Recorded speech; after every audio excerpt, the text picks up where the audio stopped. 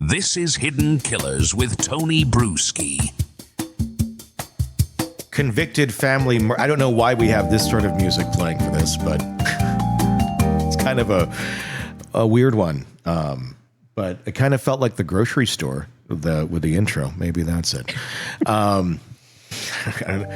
the Chris Watts story to this music? No. But is there any good music for this? I don't. There's nothing really fitting when it comes to this guy. I mean, I don't do music behind stories anymore on this show. Unless it's like more of a produced piece, but just doing the news like this and discussing, I don't want to do it. A convicted family murderer, Chris Watts, continues to deflect blame for the brutal 2018 killings of his pregnant wife and 2 young daughters, according to disturbing jailhouse letters obtained by knews.com. In a series of handwritten messages from behind bars, Watts shifts responsibility to his late wife, Shanann, his former mistress, and even spiritual temptation, while continuing to describe himself as a good man. Which is the last thing he is. He is not a good man. Yeah, I mean, talk about cognitive He's dissonance. a monster. It's delusion, Watts is now 39, is serving multiple life sentences without parole at Dodge Correctional Institution in Wisconsin for the murders of Shanann Watts, 34, and their daughters Bella, 4, and Celeste, 3. I've driven by that prison. I grew up very close. It's a creepy looking place. It's old and it's neat. It's neat and creepy. Doesn't look like a lovely place to be. So rest assured, it's not. Is that where Dahmer died?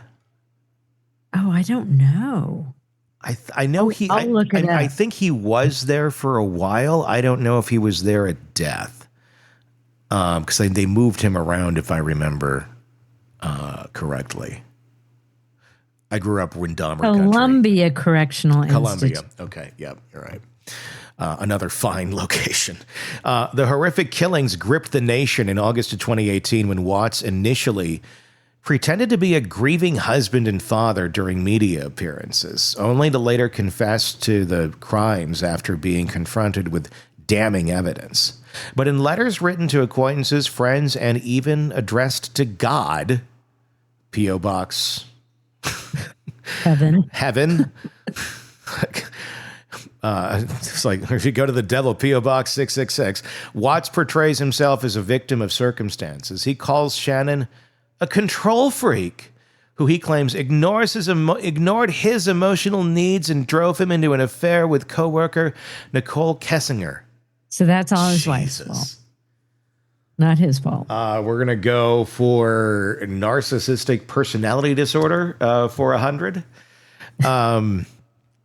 Kessinger is also vilified in the letters, which Watts uses to describe her as a harlot, an evil woman who lured him with flattering speech and lusted in her. Oh, Jesus Christ. Okay, I got to okay, this does call for some fucking music. Okay, what do we got?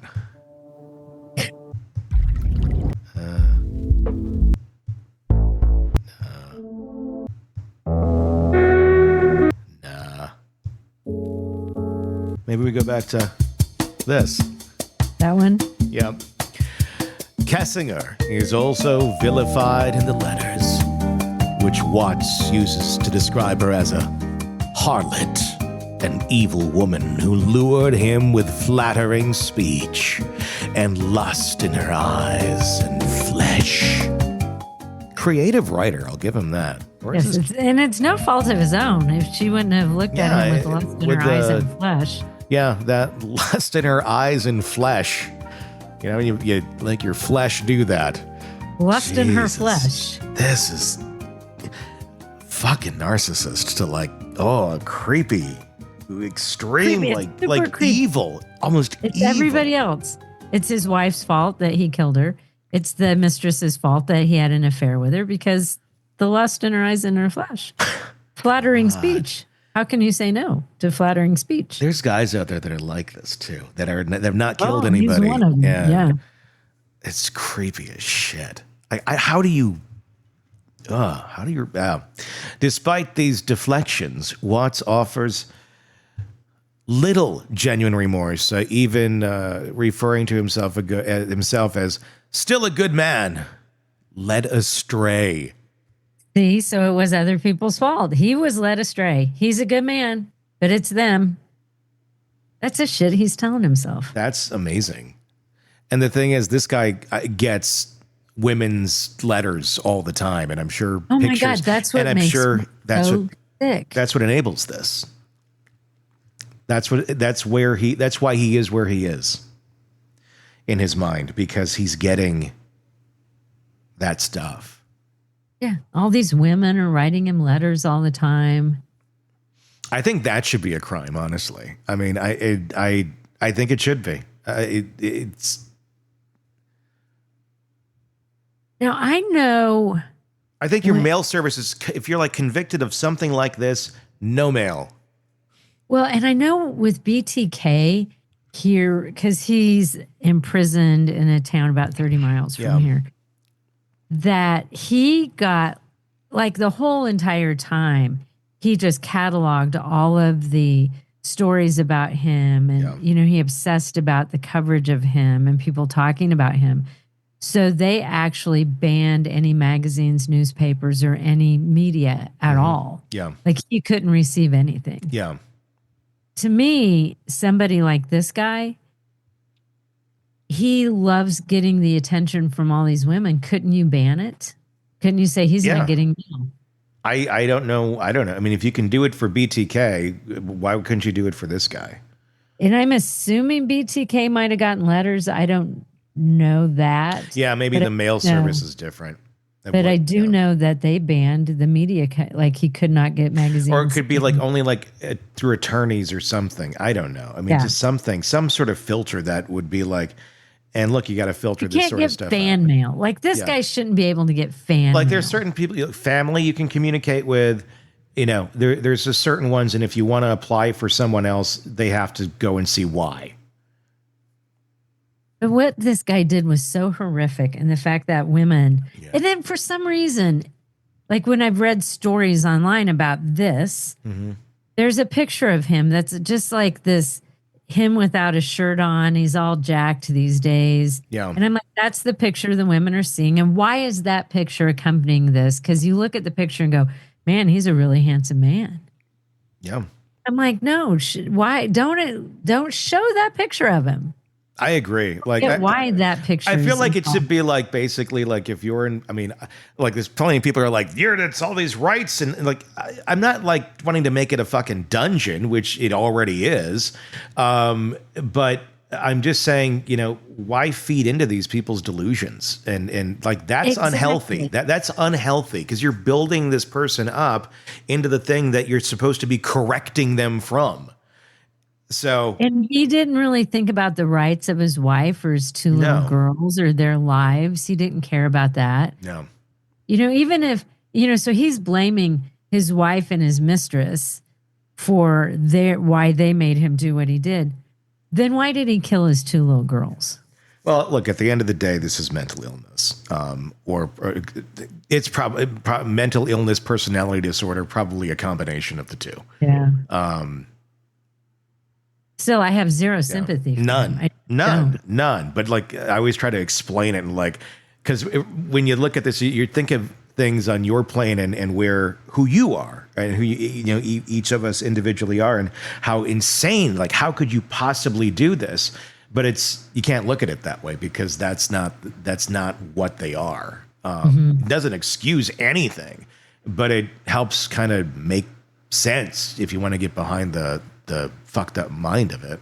A source close to the case called the letters a masterclass of manipulation, self-pity, and blame shifting. Yeah.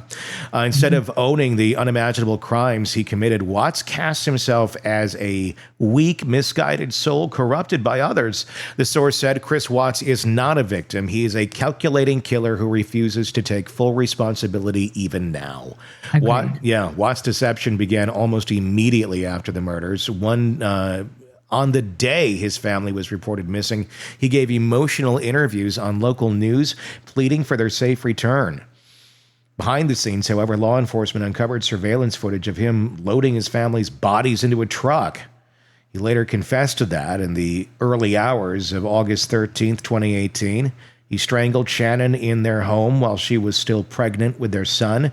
He then drove their daughters to the oil site where he worked, smothering each one before hiding their bodies in oil tanks and burying Shanann nearby. Watts avoided the death penalty by pleading guilty to 5 counts of first-degree murder in November 6 of 2018. He was sentenced to 5 life sentences, 3 to be served consecutively and 2 concurrently, along with additional time for unlawful termination of pregnancy and tampering with a deceased body. Despite his continued attempts to revise history and cast blame on others, legal experts and observers say Watts' actions and his words continue to reveal a deeply narcissistic and remorseless individual. He wants the world to see him as someone who was cornered, the insider added, but the truth is far more horrifying. He planned this, carried it out, and now, even years later, he's trying to rewrite the story. Mm-hmm. Wow. Absolutely. That's exactly what he's doing. It's a fascinating mind. It's a dark, evil mind, but when you see someone that's able to do something like this, and I believe he believes what he's saying. I don't think it's all manipulation. I think he believes his story. He believes that he's completely right in this. Do you think he's always been like that? Because to me, Probably. I think over time, because my mother has a way of remembering things differently after time. Like, well, but the reason that happened was this. No, that's not at all the reason that happened. But I think she's convinced herself. Is that because what he's done is so horrific that he tells himself this, and he actually over time believes it? Yeah. Well, it's a combination. It's not like he just suddenly, I think, turned into this level of narcissist. It was probably gradually building. And probably was, what you'd consider just your, regular narcissist, or, someone with narcissistic personality disorder, functional, but not completely delusional, on everything. And I'm going to guess that's kind of how he lived his life. And that's how he was able to do this, because he didn't have empathy for anything. And then after doing it, no matter how narcissistic you are, you're going to have something there if you kill your kids and your wife. And that probably is just more of a brain coping mechanism. It took it even further to, some other land where it's just, if you were to accept that he was responsible for this, how do you live? The only way you could do it is, unless you're just, he is lack of empathy, but there's got to be something where it's just, its brain won't let it go there. But he, at that time, like, I could see I can't really relate to it at all, but a crime of passion. Yeah. That he wasn't intending on killing his wife. He just got so angry, because you hear of stories like that. Yeah. Then to take his daughters with him to dispose of her body and then kill them at the site is so beyond horrific. Yeah. There's just no explaining that. No. It's there really isn't. But yeah, if you try to get behind the mind of it, it's like, okay, this is the weird journey that I'm going to guess he went on. And look at, and like, this is how he lives with himself. It's like, I'm going to blame it on my wife. and on the woman I had an affair with. I think he believes it. That's what bothers me, is I think he believes it. But you're not, you can't, there's probably some element of it where, but he's, I don't know, he's just justified it all in his mind. And that's how he operates.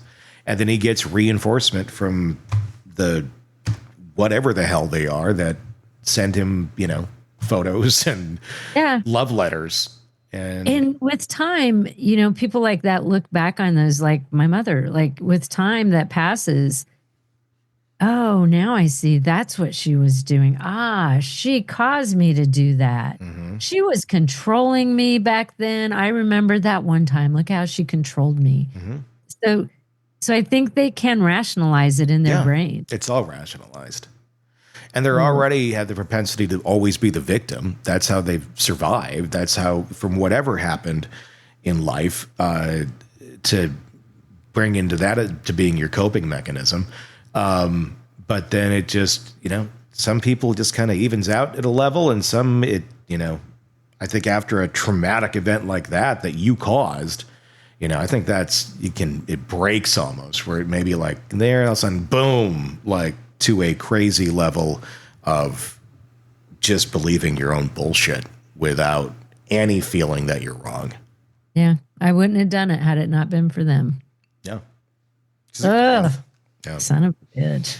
Yeah, there you go. That's why you got to be careful out there, because there's a lot of people out there like this. They don't always go to this extreme, but I feel like there's a lot that are just, one step away.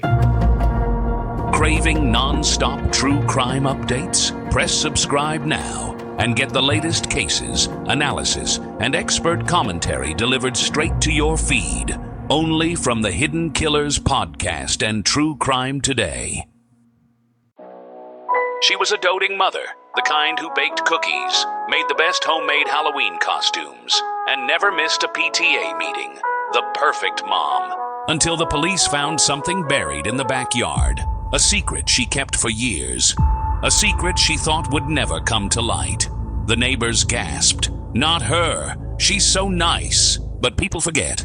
Monsters don't always look like monsters. Some wear aprons, some tuck their kids in at night, and some hide their darkest deeds in places they think no one will ever look. If only someone had heard the warning signs, had recognized the patterns from an eerily similar case on Hidden Killers with Tony Bruschi. If they had only subscribed to True Crime Today Premium Plus on Apple Podcasts, they could have listened ad-free before anyone else and saved themselves from baking cookies with a serial killer. Instead, well, they won't be RSVPing to this year's PTA meeting. Subscribe now to True Crime Today Premium Plus on Apple Podcasts.